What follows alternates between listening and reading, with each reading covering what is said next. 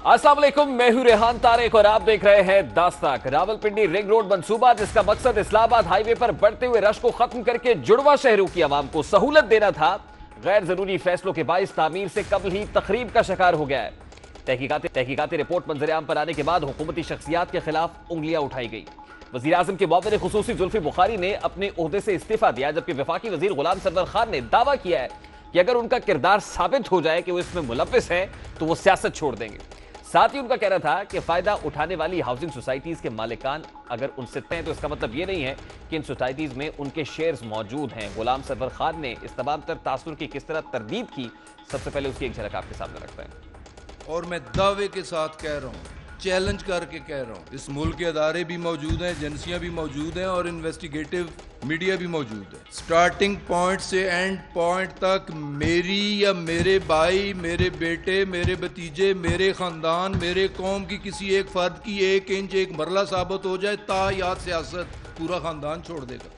ज़ाती तल्लुक हो सकता है किसी घर के साथ, किसी खानदान के साथ, किसी इंडिविजुअल के साथ, कोई खाने पे बुलाए तो जाया जा सकता है। वो इंक्वायरी रिपोर्ट जो कन्वीनियर साहब ने भेजी चीफ मिनिस्टर साहब को और जिस पे मनोवान एक्शन ले लिया चीफ मिनिस्टर या प्रोविंशियल गवर्नमेंट ने, वो रिपोर्ट मेरे ख्याल में कंट्रोवर्शियल बनती है।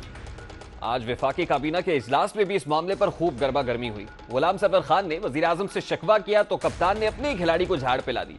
वजीर आजम ने वफाकी वजीर की पीर के रोज की जाने वाली प्रेस कॉन्फ्रेंस पर हैरत और खफगी का इजहार भी किया है, गुस्से का इजहार भी किया। वजीर आजम इमरान खान ने वफाकी वजीर से कहा कि आपने रिंग रोड पर प्रेस कॉन्फ्रेंस करके अच्छा नहीं किया। इस पर गुलाम सरवर ने जवाब दिया कि 4 टीवी चैनल्स ने गलत तौर पर मेरा नाम लिया, प्रेस कॉन्फ्रेंस जरूरी थी, मेरा रिंग रोड मामले से ताल्लुक नहीं मगर मुझे इसमें घसीटा गया। पंजाब हुकूमत की रिपोर्ट बदनीयती पर मबनी है। वजीर आजम ने कहा कि इस मामले पर पंजाब हुकूमत के एंटी करप्शन डिपार्टमेंट को इंक्वायरी दी गई है। वफाकी वजीर गुलाम सरवर ने पंजाब हुकूमत के रिंग रोड इंक्वायरी के लिए जारी TORs पर एतराज किया, जिस पर वजीर आजम ने जवाब दिया कि इंक्वायरी आपके खिलाफ नहीं है। बादजा वफाकी वजीर इत्तलात फवाद चौधरी ने भी एक धुआंधार प्रेस कॉन्फ्रेंस की दाद दी है कि किसी भी हुकूमती ओहदेदार का नाम रिंग रोड स्कैंडल में शामिल नहीं है। फवाद चौधरी इस तासुर की किस तरह तरदीद कर रहे थे कि कोई भी हुकूमती शख्सियत स्कैंडल का हिस्सा नहीं है, जरा उसकी एक झलक भी आपके साथ रखता है। ये स्कैंडल ये नहीं है अरबों रुपया खा लिया गया, ये स्कैंडल ये है कि अरबों रुपया खाने से बचा लिया गया। जो इब्तदाई रिपोर्ट आई है उसके मुताबिक ये अलाइनमेंट तब्दील की गई। इस अलाइनमेंट का मकसद कुछ लोगों को फायदा पहुंचाना था और इस अलाइनमेंट का मकसद ये था कि 29 किलोमीटर नई सड़क इसमें ऐड कर दी जाए ताकि बाज़ जो हाउसिंग सोसाइटीज़ हैं उनको बरह रास्त फ़ायदा जो है वो पहुंचाया जा सके। अब इसमें ना तो जुल्फी बुखारी साहब का इस रिपोर्ट में कोई तज़किरा है, ना ही गुलाम सरवर खान साहब का कोई तज़किरा है। इसके ऊपर एंटी करप्शन को और जो मुतल्लिका इदारे हैं वो अब इसकी मुकम्मल तहकीकात जो है वो करने जा रहे हैं और उसके मुताबिक जो है ये मामला आगे बढ़ेगा। अब हुकूमत की जानिब से रिंग रोड मंसूबे की वजाहतें जारी की जा रही हैं। कहा जा रहा है कि हमने चोरी बचाई है, कौमी दौलत को लूटने नहीं दिया, नुकसान होने से बचा लिया गया है। जराए के मुताबिक जुल्फी बुखारी और वजीर आजम इमरान खान के माबैन ताल्लुकात अब पहले जैसे नहीं रहे हैं। रावलपिंडी रिंग रोड स्कैंडल महज उन ताल्लुकात का एक ड्रॉप सीन है। ये शायद सभी जानते हैं कि इमरान खान के जुल्फी बुखारी से बड़े दरीना ताल्लुकात रहे हैं। ये बात इमरान खान के वजीर आजम बनने से भी पहले की, और मैं चाहूंगा कि अगर प्रोड्यूसर साहब बराए मेहरबानी वो पिक्चर लूप चला सके कि जब इमरान खान साहब बतौर क्रिकेटर लंदन जाया करते थे, वहां जुल्फी बुखारी खान साहब की खूब आओ भगत किया करते थे। इस दोस्ती की चंद यादगार तस्वीर आपको दिखा रहे हैं आपके सामने। ये ताल्लुकात इमरान खान साहब के वजीर आजम बनने के बाद मजीद मुस्तहकम हो गए। यानी जब बतौर क्रिकेटर इमरान खान साहब जाया करते थे लंदन में, किस तरह मेजबानी किया करते थे जुल्फी बुखारी साहब, उस वक्त तो ताल्लुकात थे ही, लेकिन जिस वक्त वजारत उज़्मा का हल्फ उठाया खान साहब ने, उसके बाद ये ताल्लुकात मजीद मुस्तहकम होते हुए दिखाई दिए। वजीर आजम ने ना सिर्फ उन्हें कैबिनेट का हिस्सा बनाया बल्कि अहम मामलात पर मुशावरत भी उन्हीं से करते थे। जुल्फी बुखारी का नाम आपको याद होगा, पाकिस्तानी सियासत में उस वक्त भी ज्यादा गर्दिश में आया कि जब जून 2018 में इंतखाबात से कबल इमरान खान अपने दोस्तों के हमरा उम्रे की सादत के लिए रवाना हो रहे थे। जुल्फी बुखारी को रवानगी से एन कबल उनका नाम जब ब्लैकलिस्ट पर था तो उनको ब्लैकलिस्ट होने के बायस एयरपोर्ट पर रोक लिया गया। इस पर चेयरमैन तहरीक इंसाफ शदीद नाराज हुए, उन्होंने निगरान हुकूमत पर दबाव बढ़ाया और महज चंद घंटों में जुल्फी बुखारी को बैरून मुल्क जाने की इजाजत मिल गई। जुल्फी बुखारी की निजी जिंदगी के बारे में बात की जाए तो माजी करीब में शायद ही कोई ऐसा अहम वाकया हो, इंसिडेंट हो जिसमें उनका नाम सामने ना आया हो। वो इमरान खान की जानिब से उनकी दूसरी अहलिया रेहाम खान को तलाक देने के बाद के मामला तय करना हो या मौजूदा अहलिया बुशरा बीबी से निकाह की गवाही हो, जुल्फी बुखारी साहब का नाम सरे फहरिस्त नजर आता है।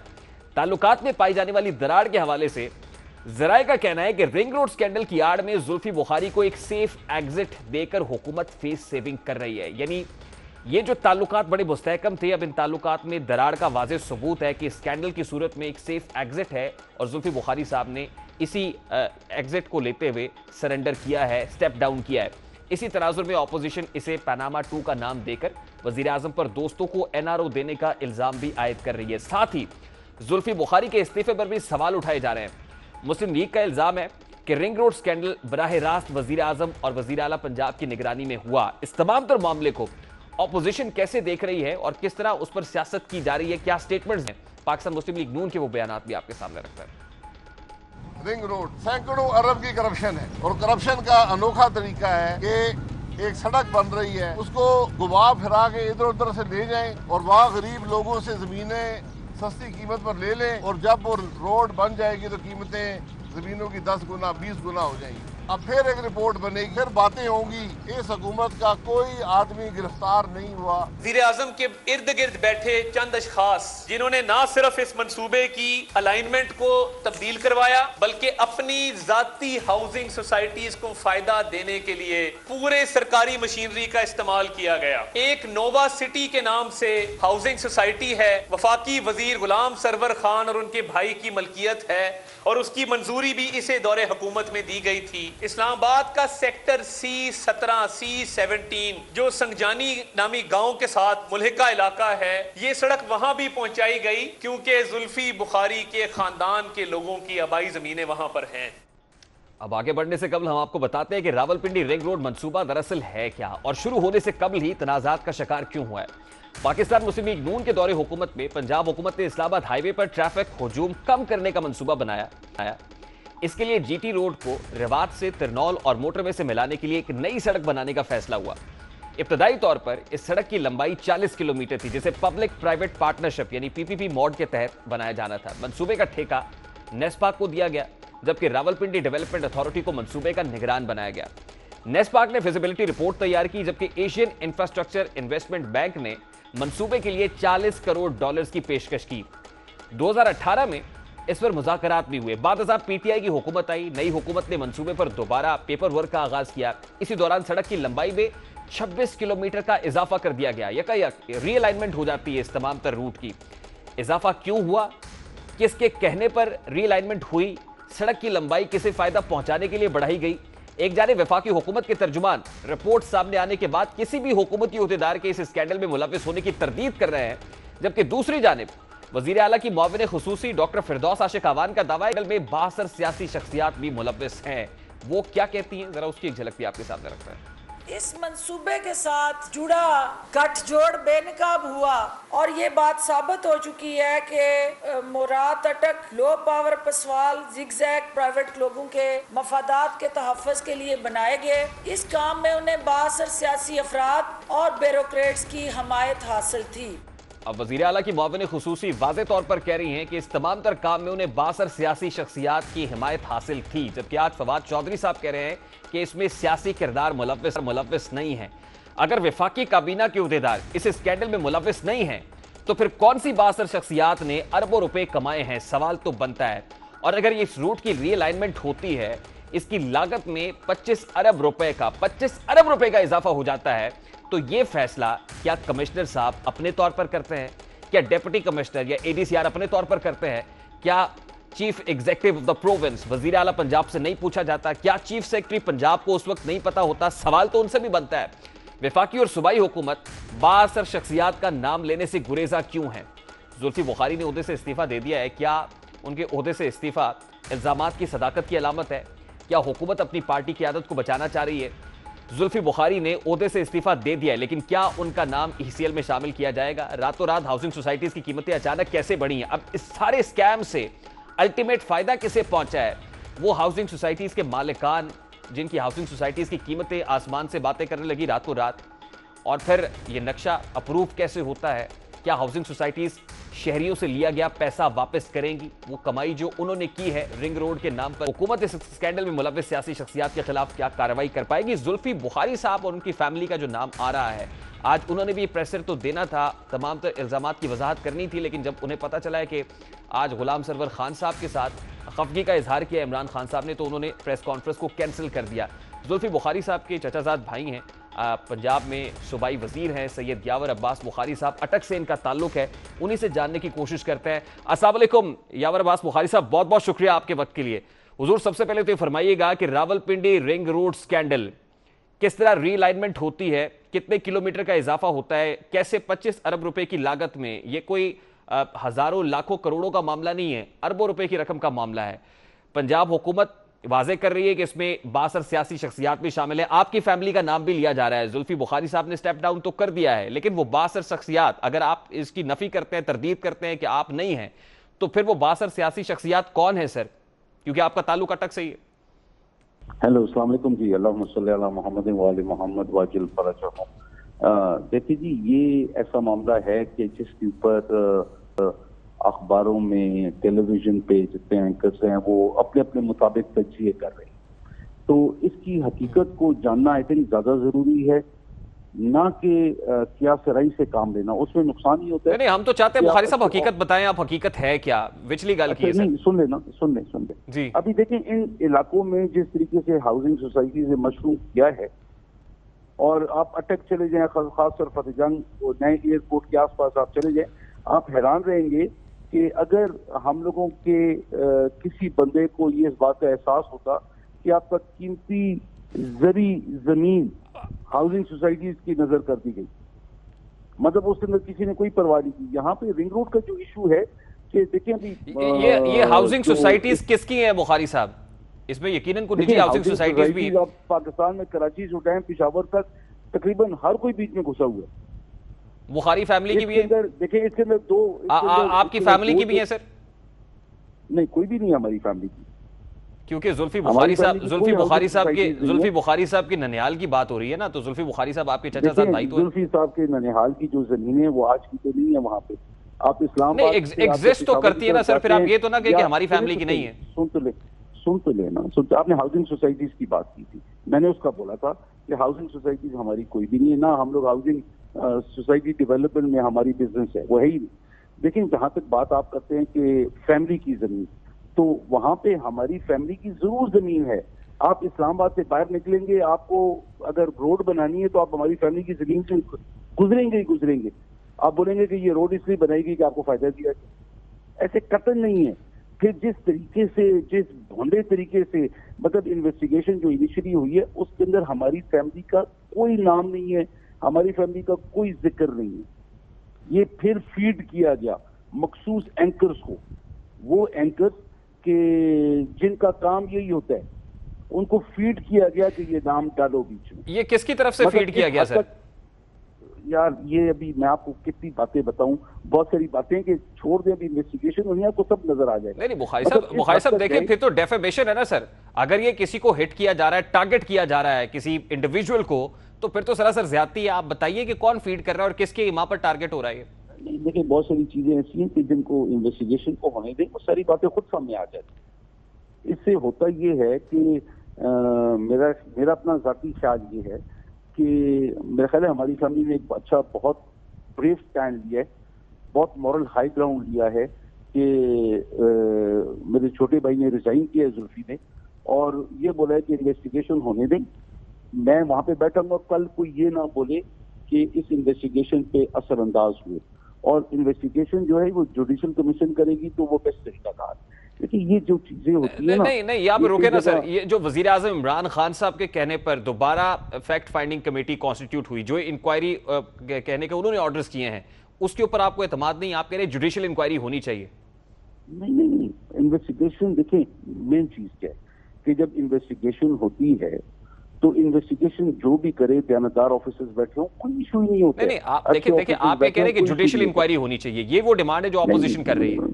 यार मैं डिमांड कोई नहीं कर रहा हूँ, मैं कह रहा हूँ ये रिजाइन इसलिए किया गया कि किसी किस्म की कोई भी इंक्वायरी होती है उसके ऊपर असरअंदाज, अगर किसी को कल कोई खड़ा होकर बोले कि जी आप बैठे हुए थे वजीर तो उसकी वजह से आप असरअंदाज हुए। तो वो चीज हम निकालें जो प्राइम मिनिस्टर इमरान खान साहब ने बात की, जब किसी के ऊपर सही या गलत, वो तो कल की बात है ना कि क्या होता है, सही या गलत इल्जाम लगे, आप अपनी पोजीशन से रिजाइन करें एंड इन्वेस्टिगेशन को हो लेने दें, और अगर आप इनोसेंट है तो आप वापस आ जाए। अच्छा बुखारी साहब, देखिए एक इन्वेस्टिगेशन जो है वो एफआईए कर रही है जहांगीर तरीन साहब के अगेंस्ट। उसके अंदर जहांगीर तरीन ग्रुप की ये शिकायत है कि यहां पर एक बायसनेस है और इमरान खान साहब को गलत गाइड कर रहा है, मिस गाइड कर रहा है बेसिकली। यहां पर जिस तरह से ये फैक्ट फाइंडिंग कमेटी की रिपोर्ट आई है या इंक्वायरी जिस तरह से चल रही है, आपका तासुर ये है कि प्राइम मिनिस्टर हाउस में कुछ लोग ऐसे हैं जो मिस गाइड करते हैं प्राइम मिनिस्टर साहब को? देखिए, प्राइम मिनिस्टर साहब खुद एक बहुत खुले जहन के मालिक हैं। अगर कोई आप ये बोलेंगे, कोई उनको ये बोले कि दिन को रात बोले और खान साहब बोलेंगे कि रात है, ऐसी बात कोई भी नहीं। मेन इशू ये है कि हम लोगों ने पार्टी के एक उस किश्ती को चलने भी देना है। हमने अपनी गवर्नमेंट का जो हम लोग हमेशा क्लेम करते थे कि यस, हम लोगों के ऊपर अगर गलत या सही इल्जाम आए रिजाइन करेंगे, और हम लोग उस इन्वेस्टिगेशन को एक इंडिपेंडेंट इन्वेस्टिगेशन के तौर पे एक्सेप्ट करेंगे, और बाद में जो कुछ होगा वो देखेंगे। नहीं, देखिए जहांगीर तरीन ग्रुप की तरफ से इमरान खान साहब से मुतालबा किया गया। आपका कोई मुतालबा है इमरान खान साहब से eight this point in time? देखिए, जहांगीर तरीन साहब की जो बात है, मैं उससे कई दफा टीवी पे ये बातें पूछी भी गई।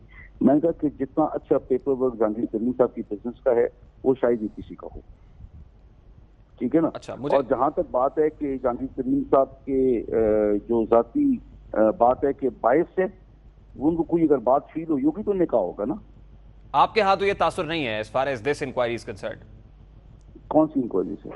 Rawalpindi ring road scandal inquiry की बात कर रहा हूं सर। यहाँ पर तो वो तासुर नहीं है जो जहांगीर तरीन साहब के खिलाफ इंक्वायरी। प्राइम मिनिस्टर का प्रेरोगेटिव है कि किसी भी इंक्वायरी होल्ड करे। हमारी एफआईए हो गई, one of the best organisation है, उनके पास अच्छे स्पेशलिटीज हैं, वो बिल्कुल करें, कोई इतराज नहीं। अच्छा, एक बड़ा सादा सा सवाल है यावर बुखारी साहब। देखिए, जहांगीर तरीन साहब और इमरान खान साहब रफीके खास रहे हैं, सबको पता है कि वो बड़ा क्लोज रहे इमरान खान साहब के। जुल्फी बुखारी साहब का खान साहब के साथ क्या ताल्लुक है ये भी सब लोग जानते हैं, लेकिन यहाँ पर पता नहीं चलता है कि किस वक्त जो है वो रफीके खास आपस में उन पे दूरियां पैदा हो जाएं, और वो कुछ लोग डालने की कोशिश करते हैं। तासुर ये है कि जुल्फी बुखारी साहब को क्योंकि बहुत अरसे से कैबिनेट की मीटिंग्स में नहीं बुलाया जा रहा था, बहुत अरसे से इमरान खान साहब के साथ वो ट्रैवल भी नहीं कर रहे हैं, तो ये दूरियां हैं और कुछ लोगों की पैदा करदा है। या देखें, अभी क्योंकि मेरा छोटा भाई है, तो ये मतलब नहीं कि मुझे उसको 24 घंटे की उसकी हर चीज की मुझे इल्म होगा। कैबिनेट मीटिंग्स में क्योंकि वो special assistant to the prime minister थे, उनको बाय इन्विटेशन बुलाया जाता है। तो वो अभी अगर उनके प्रीव्यू की अगर वो चीज नहीं डिस्कस हो रही है, और या अगर वो खुद बिजी है, या अगर खान साहब समझते हैं कि अभी कई दफा कैबिनेट मिनिस्टर नहीं भी जाते, खबर ये है कि कैबिनेट मिनिस्टर को इनवाइट नहीं किया गया या उनको रोका गया, ऐसी बातें नहीं होती हैं। नहीं, इस तासुर को आप मुकम्मल तौर पे रद्द करते हैं सर? पहाड़ बना, हम राय का नहीं, मैं सवाल बड़ा सादा सा ना बुखारी साहब, आप इस तासुर को रद्द करते हैं मुकम्मल तौर पे? मैं देखिए, मैं आपको बड़ी खुल के, मेरी एक आदत है कि मैं जवाब बहुत खुल के देता हूँ। आप किसी भी एंकर से पता कर लें या किसी भी टेलीविजन आपके वो जो टेलीविजन वाले, उनसे किसी से पता कर लें, मैं बहुत खुल के जवाब देता हूँ। ऐसी कतन कोई बात नहीं है कि जुल्फी बुखारी साहब को इनवाइट नहीं किया जा रहा था। यार, एक बंदा जो इतना काम कर रहा है और जिसके ऊपर प्राइम मिनिस्टर ने बहुत सारी बातों को डिपेंड किया, उसने प्रूफ। बुखारी साहब, ये खबरें बेबुनियाद है कि इमरान खान साहब के और जुल्फी बुखारी साहब के ताल्लुकात पहले जैसे नहीं है? नहीं, बिल्कुल गलत है, 100% गलत है। ऐसी कतन कभी कोई बात नहीं है, कतन नहीं है। और ये मैं आपको मतलब किस तरीके से मैं आपको बोलूं, ये कुछ कहने की ऐसी बात है ही नहीं। ठीक है, बहुत बहुत शुक्रिया। सैयद यावर अब्बास बुखारी, पाकिस्तान तहरीक इंसाफ के रहनुमा सूबाई वजीर, हमारे साथ मौजूद थे। गुफ्तगू आपने सुनी। इस वक्त पाकिस्तान मुस्लिम लीग नून के मरकजी रहनुमा सेनेटर जावेद अब्बासी हमारे साथ लाइन पर मौजूद है। अस्सलाम वालेकुम भाई साहब, बहुत बहुत शुक्रिया आपके वक्त के लिए। भाई साहब, आप किस कैपेसिटी में इमरान खान साहब से रिंग रोड स्कैंडल पर मुस्ताफी होने का मुतालबा करते हैं? हुकूमत ने तो करप्शन होने से बचा लिया है, यानी हुकूमत ने तो इससे पहले कि करप्शन होती उससे पहले पकड़ लिया है, तो फिर अप्रिशिएट करना चाहिए हुकूमत को। तो आप देखिए, ये बच्चा इसलिए है कि इससे पहले भी मैं आपकी वजह बताऊं कि जब चीनी का स्कैंडल हुआ था, जब दवाइयों का स्कैंडल हुआ था, जब वीट का स्कैंडल हुआ था, इन्होंने बड़ी कोशिश की, अपने आप को बचाने लगे। जब अपोजिशन का पूरी तरह दबाव आता है, अपोजिशन ने शोर डाला, अपोजिशन ने सारी चीजें की, अपोजिशन ने डिमांड की, फिर इन्होंने इंक्वायरी करवाई। हर इंक्वायरी में साबित हुआ कि चीनी में पैसा कमाया गया है, आटे वीट में पैसा कमाया गया है, इस तरह मेडिसिन में बहुत पैसा कमाया गया है, पेट्रोलियम में बहुत बड़ा पैसा कमाया गया। और अब ये स्कैंडल है जिसमें वुजरा इन्वॉल्व हैं। वुजरा जो होते हैं, अगर ये कोई अफसर इन्वॉल्व होता, कोई एमएनए इन्वॉल्व होता, कोई और आदमी इन्वॉल्व होता तो फिर तो ठीक है। जब वुजरा किसी महकमे में किसी चीज में इन्वॉल्व होते हैं तो कॉन्स्टिट्यूशन में कहते हैं कि कैबिनेट कौन है, cabinet prime minister and minister है। नहीं तो भाई साहब ये तो हुकूमत खुद कह रही है। फिरदौस आशिक अवान साहिबा ने, फवाद चौधरी साहब ने ये कहा कि कोई बासर सियासी शख्सियात अगर हैं तो वजीर आज़म इमरान खान साहब ने एक फैक्ट फाइंडिंग कमेटी तो बना दी है, वो रिपोर्ट आएगी, पब्लिक हो जाएगी। अगर हुकूमत ये कह रही है कि बासर सियासी शख्सियात हैं तो नाम सामने आ जाएंगे सर। देखिए इस चीज की जो परमिशन दी गई है वो सीएम पंजाब ने प्राइम मिनिस्टर के कहने पर दी गई। अगर ये बात सच है तो ये फिर जो खुरा है, ये जो बात है ये प्राइम मिनिस्टर हाउस तक जाती है कि प्राइम मिनिस्टर हाउस को किसने इन्फ्लुएंस किया था, प्राइम मिनिस्टर ने किसके कहने पर किया है, प्राइम मिनिस्टर साहब अपने किस ब्लू आइड मिनिस्टर या एडवाइजर को कोई बेनिफिट देना चाहते थे, उन्होंने ऐसा क्यों किया है बगैर मीटिंग किए हुए, बगैर रूल्स को ऑब्जर्व किए हुए, जो बिल्कुल गलत था। और अब साबित हो गया कि ये सारा जो प्रोसीजर था उसको अडॉप्ट किए बगैर मंजूरी थी। तो अगर प्राइम मिनिस्टर हाउस से ये मामला हुआ तो जाहिर है फिर ये मामला प्राइम मिनिस्टर हाउस तक जाता है। अब भाई साहब बड़ा सादा सा सवाल मैं आपसे करूंगा। ये देखिए, ये सरफेस पे मामला तो रावलपिंडी रिंग रोड स्कैंडल का आ रहा है, दिखाई ये दे रहा है कि 40 अरब का मंसूबा था, एक्सटेंड हुआ, 26 किलोमीटर का ट्रैक मजीद शामिल करके इसकी कॉस्ट बढ़ा दी गई। ये वो है जो दिखाई दे रहा है। तासुर ये है कि इसके पीछे असल में कुछ और है। ये किसी चीज को असल में बचाया गया हुकूमत की तरफ से, ये स्कैंडल दिखाकर। क्या पाकिस्तान मुस्लिम लीग नून के हलकों में ये बात है, ये खबर हो रही है आपको कि कोई मामला इसके दरपर्दा कुछ और है? सच्ची बात है जी, मुझे तो दरपर्दा और किसी बात का मुझे खुद कोई अंदाजा नहीं है। और मैं ऐसा आदमी भी नहीं हूँ कि मैं किसी को वैसे एक्यूज करूं या कोई ऐसी प्रेजम्पशन पर कोई ऐसी बात करूं जो मेरी नॉलेज में ना हो। फिर भाई साहब जुल्फी बुखारी साहब ने स्टेप डाउन कर दिया। वो कहते हैं ये प्रेसिडेंट भी पाकिस्तान तहरीक इंसाफ ने सेट किया है। देखिए, जुल्फी बुखारी साहब पर इल्जाम लगा, उन्होंने कहा कि मैं तब तक मुस्ताफी हो रहा हूं जब तक इंक्वायरी हो रही है। अब्दुल अलीम खान साहब ने अपने आप को पेश किया तहकीकात के लिए, सिफ्तैन खान साहब ने खुद को सरेंडर किया, बाबर अवान साहब ने खुद को सरेंडर किया। तो ये प्रेसिडेंट भी तो पाकिस्तान तहरीक इंसाफ सेट कर रही है ना फिर, और क्रेडिट लेती है। देखिए, ये मामला चीफ मिनिस्टर पंजाब और प्राइम मिनिस्टर पाकिस्तान तक जा रहा है। अब उन्होंने छोटी सी कुर्बानी दी है, उन्होंने अपना छोटी सी कुर्बानी दी, उन्होंने कहा कि हम तवज्जो इस तरफ ले लें। जुल्फी बुखारी की तो किसी ने ना मांगी है, ना उसकी पोजीशन है, ना वो कुछ कर सकता था, ना उसका रिजाइन किसी ने मांगा है, ना उसका रिजाइन देने का किसी ने डिमांड किया, ना कोई नोटिस लिया किसी का। अब ये तो हुकूमत है जल्दी की कि हम ये अपना एक राइट कायम करें, लोगों को बता दें कि हमने अपने एडवाइजर दे दी है। कुर्बानी उस एडवाइजर की ना कोई पोजीशन थी, ना कोई पोजीशन है। लिहाजा ये मामला मैं फिर दोहराऊंगा कि अगर ये मामला प्राइम मिनिस्टर हाउस से हुआ है, अगर इसकी मंजूरी प्राइम मिनिस्टर ने दी है, अगर ये रूल्स को प्राइम मिनिस्टर ने पास किया, अगर प्रोसीजर उन्होंने नहीं अडॉप्ट किया, तो किसी एक वजीर के मुस्तफा होने से ये मामला रुकेगा नहीं है। अच्छा, फिर आपका मुतालबा क्या है सर? देखिए ना, चीफ सेक्रेटरी पंजाब ने कमिश्नर रावलपिंडी की सदारत में एक फैक्ट फाइंडिंग कमेटी बनाई, रिपोर्ट सामने आ गई। उसमें फिर deputy commissioner Rawalpindi, deputy commissioner अटक भी, ADCRB, उनके नाम भी आ गए, लेकिन उस पर इत्तफाक नहीं होता। इमरान खान साहब कहते हैं कि इस तरह 9 तहकीकात होंगी। क्या इस पर पाकिस्तान मुस्लिम लीग मुतमईन है, या फिर आप ये कहते हैं कि नहीं जुडिशल इंक्वायरी होनी चाहिए इस मामले की? देखिए, नैब जो है और FIA जो है वो हुकूमत के ज़िली अदारा है, वो हुकूमत के कहने पर काम करता है। उनके आपसे तो कोई इंडिपेंडेंट पोजीशन ही नहीं है।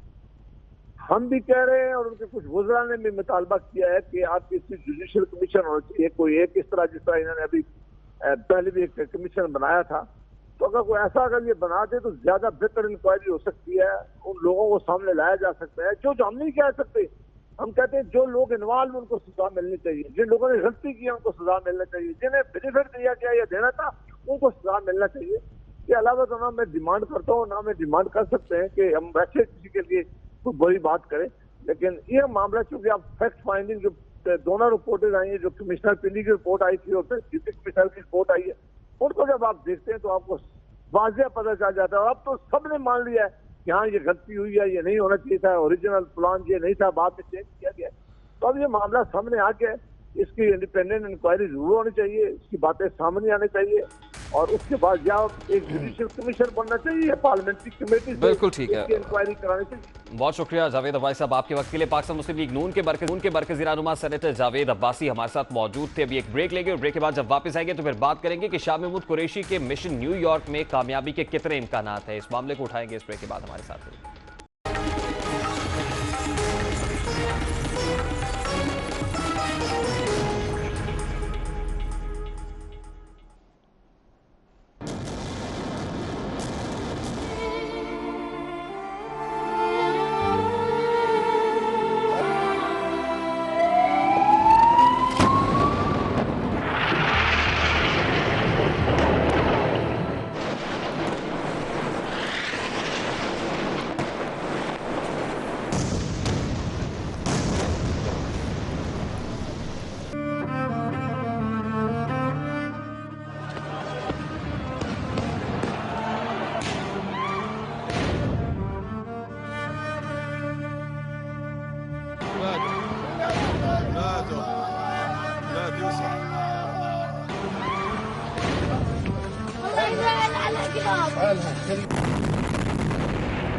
ये फलस्तीन है जहां सहने चमन में फूल और खुशबू नहीं बल्कि गोलियों और बारूद का बसेरा है। किबला अव्वल के बासियों के दिन गुज़श्ता 10 अय्याम से तैयारों की घनगरज, रातें लाशों की तलाश और जख्मियों के इलाज मुआलजे में गुजर रही हैं। सेहूनी अफवाज ने मीडिया हाउसेस, तिजारती मराकज के बाद अस्पतालों को भी नहीं बख्शा। शहदा की तादाद 225 तक जा पहुंची है और दूसरी जानिब हर रोज एक नई दास्तान सुनने को मिलती है। हर रोज एक नई दास्तान रकम होती है। मनाजिर आपके सामने रखता है।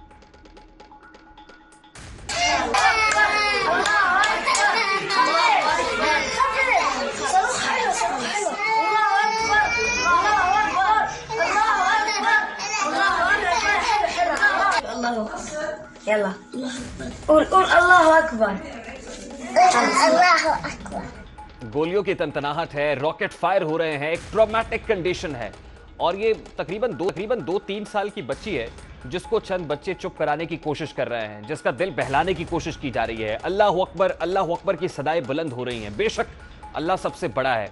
यकीनन जब ये तमाम तर मनाजिर एक छोटी सी बच्ची अपनी आंखों से देखेगी, गोलियों की तड़तड़ाहट होगी, बारूद का बसेरा होगा, तो यकीनन उसके जहन के ऊपर जो असरात होंगे, जो ट्रॉमा से गुजर रही होगी, उसका यकीनन अंदाजा लगाया जा सकता है। लेकिन उन बच्चों के हौसले, उनके अज़्म और उनकी हिम्मत को देखिए कि वो कह रहे हैं कि आप अल्लाह अकबर का विर्द करें क्योंकि अल्लाह सबसे बड़ा है और अल्लाह ही पालनहार है।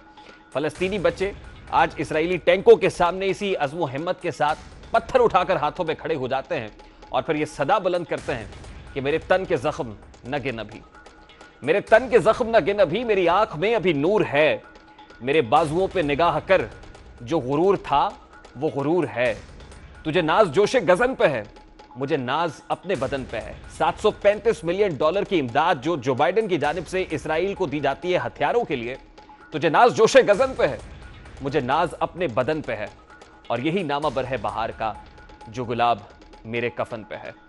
10 दिनों के बाद आलमी ताकतों ने फरीकैन से जंगबंदी का मुतालबा किया है। उधर तुर्की, पाकिस्तान, सूडान और फलस्तीन के वज़राए खारजा मिशन न्यूयॉर्क की तैयारियों में मसरूफ हैं।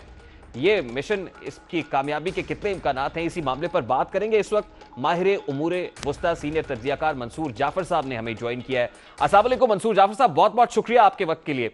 सर, सबसे पहले तो ये फरमाइएगा कि वज़ीर खारजा शाह महमूद कुरैशी तुर्की में हैं, मिशन न्यूयॉर्क के लिए रवाना होना है, उनके साथ 3 वज़राए खारजा मजीद हैं, सूडान हैं, साथ ही फ़लस्तीनी वज़ीर खारजा जिनके बारे में अभी रुकावटें भी डाली जा रही हैं, खबरें सामने आ रही हैं कि उनको जाने नहीं दिया जा रहा है, टर्किश वज़ीर खारजा होंगे। क्या ये 4 वज़राए खारजा के सीने में ही जो है वो दर्द है, वही दर्द महसूस कर रहे हैं? मजीद वज़राए खारजा को इस्लामी ममालिक से ज्वाइन नहीं करना चाहिए था? अगर सऊदी वज़ीर खारजा चले जाते तो ज़्यादा पुरअसर ना हो जाता मामला? मैं समझता हूँ कि जी अगर ये 4 वज़राए खारजा के जो सीने में दर्द उठा है, इससे ही फ़लस्तीनियों के जो दुख और दर्द का मदावा हो जाए तो शायद ये ज़्यादा बड़ी कीमत नहीं होगी।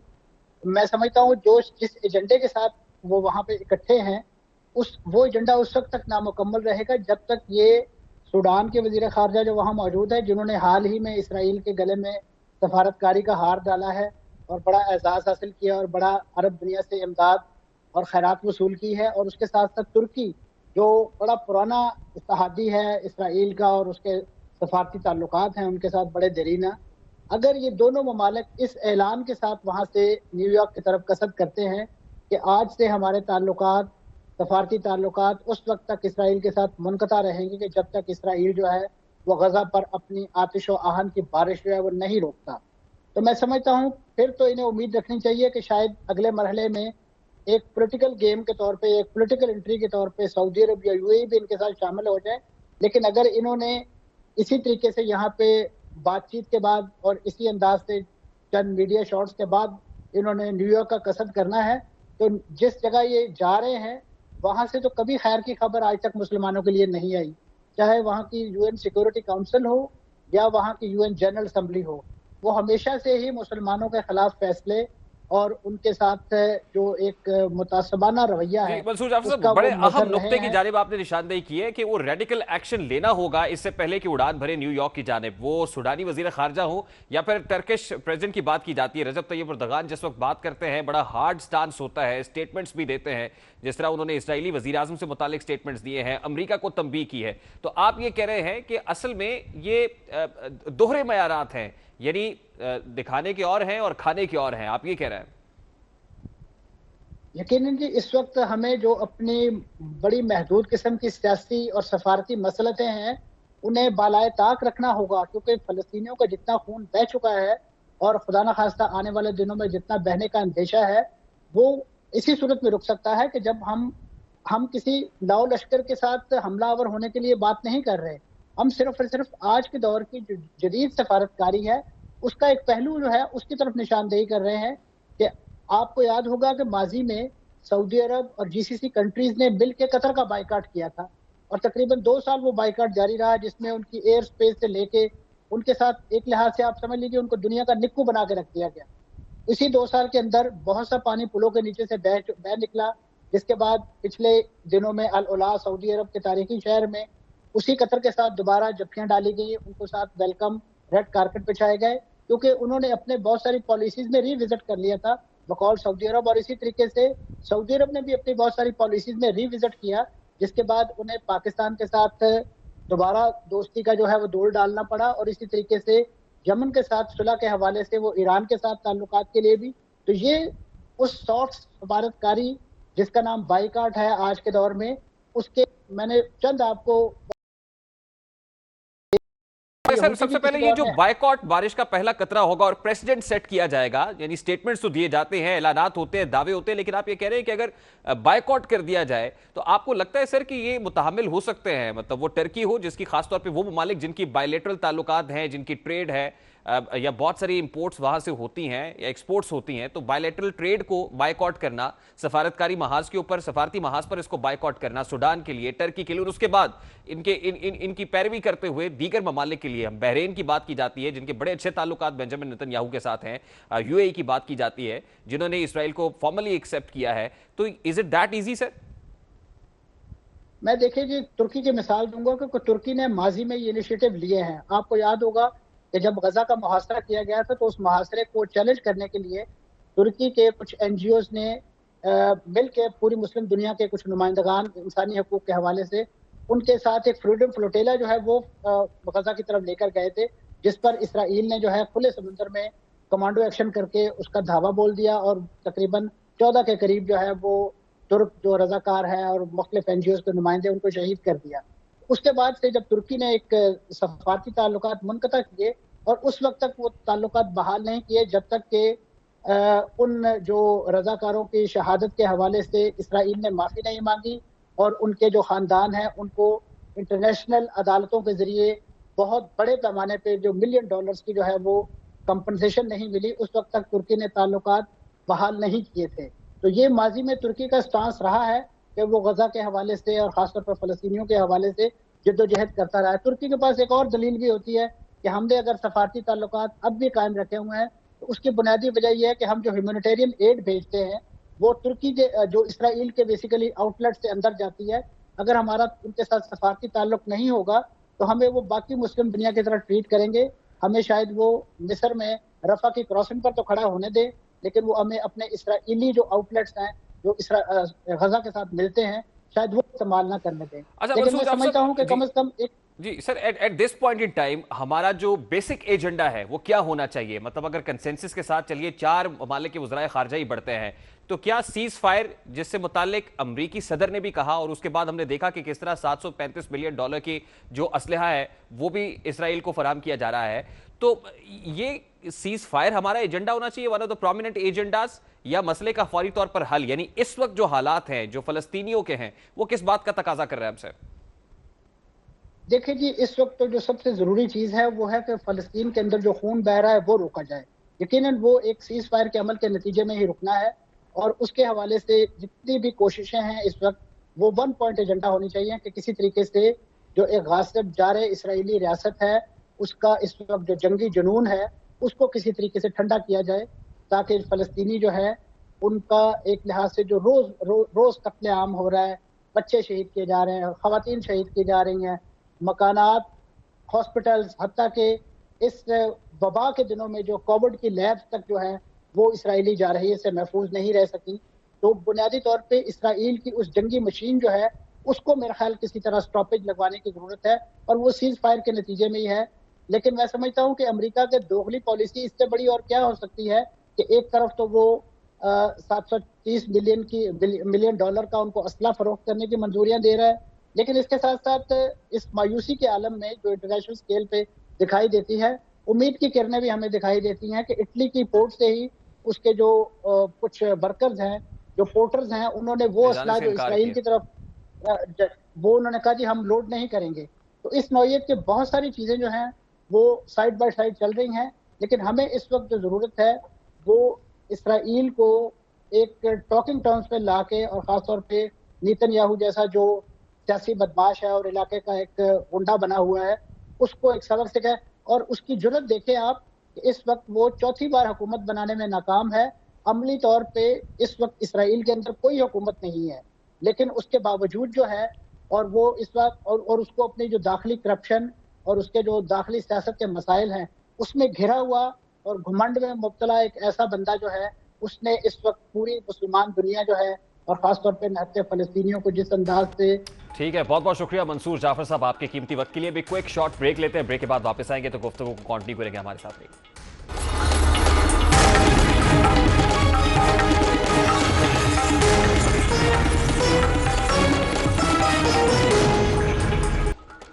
Welcome back. वफाकी वजीर तालीम शफकत महमूद एक बार फिर मौजूए बहस बने हुए हैं। आज NCOC का इजलास हुआ, जिस इजलास में अहम फैसले इम्तहानात से मुताल्लिक किए गए हैं।